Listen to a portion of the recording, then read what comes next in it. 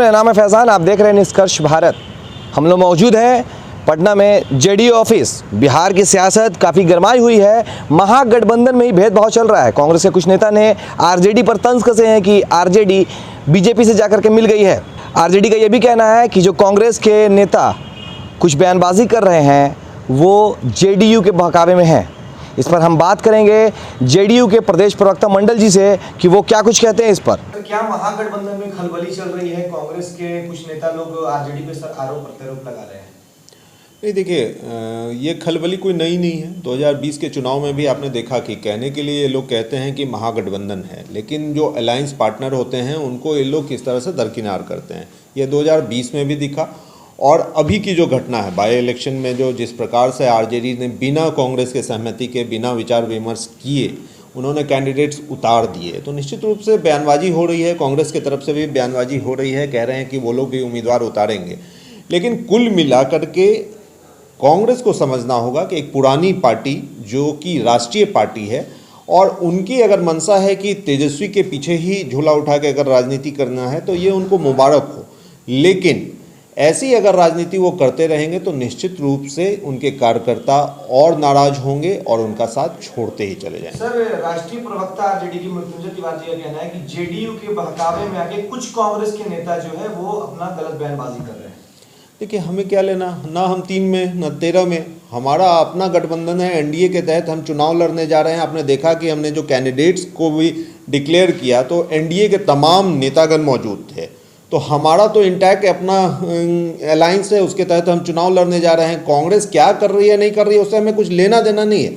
लेकिन क्योंकि ये पॉलिटिकल मसला है तो ये जरूर दिखता है कि ये लोग जो बार बार क्लेम करते हैं कि हम महागठबंधन हैं, हमारे महागठबंधन के नेता तेजस्वी हैं, तो ये सब चीज़ तो खुद ब खुद स्पष्ट हो रहा है कि ना वहाँ महागठबंधन है, ना वहाँ महागठबंधन के नेता के तौर पे तेजस्वी जी हैं। ये लोग बेसिकली अलग हैं। और ये अलगाव की अगर आप बैकग्राउंड में जाएंगे तो क्या है कि जिस दिन से कन्हैया ने कांग्रेस में एंट्री मारी उस दिन से देखिए कि ये तनाव शुरू हुआ। उस दिन से तेजस्वी को लगातार लग रहा है कि एक और यूथ आइकॉन जो उससे ज़्यादा पॉपुलर है, ज़्यादा पढ़ा लिखा है, उसी के हिसाब से आगे राजनीति, मतलब इनका तो बैकग्राउंड भी रहा है। और अगर कन्हैया की बात की जाए तो जिस रफ्तार से वो पढ़ा है, एक देश में अपने आप को इस्टेब्लिश किया है, बहुत ही अच्छा ओरेटर है। पढ़ाई के मामले में भी 9वीं के बनाम अगर वो पीएचडी पास आउट, वो भी जेएनयू से है, तो वो जो तनाव है वो कहीं ना कहीं यहाँ रूप लिया। और आज के डेट में आप देखेंगे कि कांग्रेस ने जिस प्रकार से कन्हैया को ज्वाइन कराया उसी के तहत कन्हैया के प्रकरण को लेते हुए तेजस्वी ने बदला लिया। सर, एक सवाल आप ही के जवाब से निकालते हैं कि आपका कहना है कि महागठबंधन बिना राय मशवरा के अपने जो सहयोगी दल है उनके बिना राय मशवरा वो टिकट दे दी। सर, आरजेडी का कहना है कि हम चाहते हैं किसी कीमत पे वो सीट मिले, क्योंकि आरजेडी अगर दोनों सीट पे लड़ती है तो सर वो जीत रही है। देखिए, आरजेडी क्या चाहती है या कांग्रेस क्या चाहती है मैं नहीं कह रहा हूँ। कांग्रेस और राजद के लोगों के ही बयान से आप स्पष्ट होगा, या कांग्रेस के लोग ही कह रहे हैं कि बिना मशवरा किए हुए, बिना राय लिए हुए ही ये डिक्लेयर कर दिए कैंडिडेट। और अगर ये तमाम चीज़ अगर मीटिंग तय होने के बाद ये लोग आपस में राय मशवरा करने के बाद अगर डिक्लेयर करते कैंडिडेट तो ये मुद्दा ही नहीं रहता। आज मुद्दा क्यों है, ये कांग्रेस क्यों इस पर नाराज़गी जता रही है? क्योंकि उनसे ना पूछा गया, ना राय मशवरा किया गया। वहाँ एक उम्मीदवार उनके, निश्चित रूप से मैं विपक्ष में रहने के बावजूद भी कह सकता हूँ कि पुराने उम्मीदवार थे उनके पास, काफ़ी पुराने अच्छे जीते हुए पहले थे। ठीक है, इस बार वो चुनाव हार गए, लेकिन फिर भी उनको दरकिनार कर दिया गया, उनको कहीं से भी विश्वास में नहीं लिया गया। तो ये तमाम चीज़ तो वही लोग कर रहे हैं, उसमें हम लोग क्या कहना है? उन लोग स्पष्ट रूप से, चाहे कांग्रेस के प्रवक्तागण हो या आरजेडी के प्रवक्तागण, लगातार वो लोग बयानबाजी कर रहे हैं, खुद दिखा रहे हैं कि कहने के लिए महागठबंधन, असलियत में खंड खंड।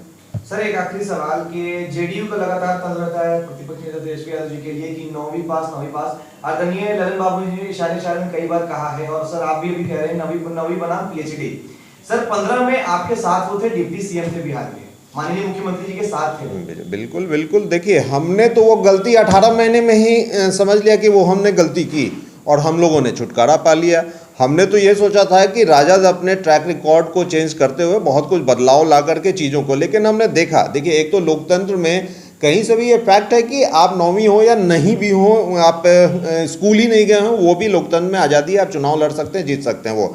लेकिन जब पढ़ाई लिखाई की बात आती है तो निश्चित रूप से अगर आप पढ़े लिखे होते हैं तो विज़न आपका क्लियर होता है और विजनरी लोग ही अच्छे तरह से स्टेट को चला सकते हैं। आपने क्या किया, लालू जी की आपके पिता हैं, पिता के नाम पे आपको एक जगह मिला, अलायंस पार्टनर के तौर पे आपको जगह मिला, वहाँ आप डिप्टी सीएम बने। निश्चित रूप से वो हमारे सरकार में थे और उसको मानने में कोई हमें आपत्ति भी नहीं। लेकिन उसके बाद आपने क्या किया कि आप डिप्टी सीएम में जो काम करना होता था वो ना करके आप घोटाला में चल गए, लाड़ा को बढ़ा के चारा को बढ़ा के आप लाड़ा पे आ गए, मिट्टी पे आ गए।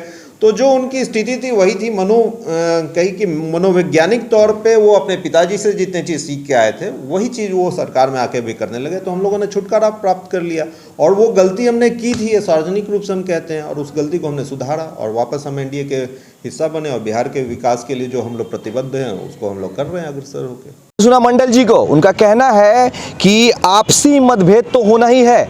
जब आरजेडी कांग्रेस के बिना सहमति के टिकट देगी तो आपसी मतभेद होना लाजमी है।